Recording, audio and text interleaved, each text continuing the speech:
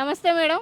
Review చేశారు. Government fund ఇస్తుంది. ప్రజలు ఇబ్బంది పడుతున్నారు. మేము సమీక్ష చేస్తామంటూ కూడా ఎక్విప్‌మెంట్ కూడా చెప్తున్నారు. మీ ఫండ్స్ మొత్తం ఇస్తున్నారు కదా! అంటే అందరూ కూడా సమీక్ష అందరూ కూర్చొని మాట్లాడారు. ముఖ్యంగా ఎంజీఎం మీద చాలా మందికి ఒక నెగెటివ్ ఫీలింగ్ ఉంది మేడం. ఈడకొస్తే డబ్బులు, డబ్బులు అన్నారు. ఇబ్బంది పడుతున్నారు. అవసరాలు లేవు అని. ఇప్పుడు అదే దాని మీద ఎక్కువ కాన్సన్ట్రేట్ చేసామండి. దానికి ఒక సూపర్విజన్ అనేది పెట్టమని చెప్పాము. వాళ్ళు తిరుగుతూ ఉంటారు. ఎక్కడైతే ఈ టెస్టులు గిస్టులు అవి అవుతుంటాయి, స్కానింగ్లు అవన్నీ అక్కడ తిరుగుతూ ఉంటారు. తిరుగుతూ అట్లాంటివి ఏమైనా జరిగినప్పుడు వాళ్ళ మీద మా దృష్టికి తీసుకొచ్చినప్పుడు వాళ్ళని అక్కడి నుంచి తీసేయడం జరుగుతుంది. ఒక 2 ఉద్యోగాలు పోతే మూడో కూడా సెట్ అవుతాడు. అందుకని ఎక్కడైతే నిరుపేదలు ఈరోజు టెస్టు చేసుకోవడానికి వచ్చినప్పుడు డబ్బులు అడుగుతారో వాళ్ళ మీద సూపర్విజర్ చేయమని చెప్పి మేము చెప్పడం జరిగింది.